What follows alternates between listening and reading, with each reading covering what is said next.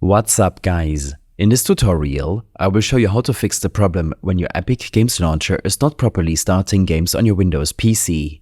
This should be quite an easy tutorial. For more information, click on the first link in the description below.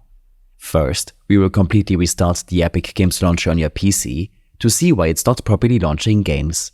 Close your Epic Games window and then open up your Task Manager by searching for it in your Start menu search.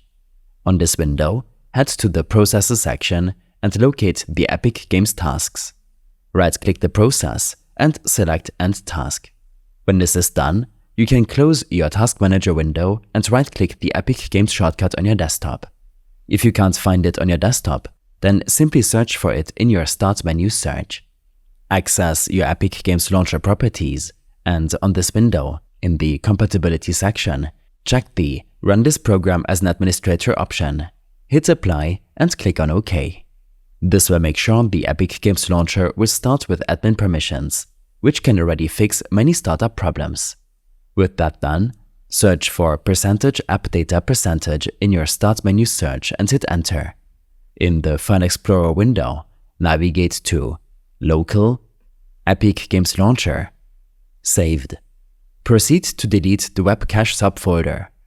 After deleting the Web Cache folder, proceed to restart your Epic Games Launcher, and you should be able to start the games correctly again.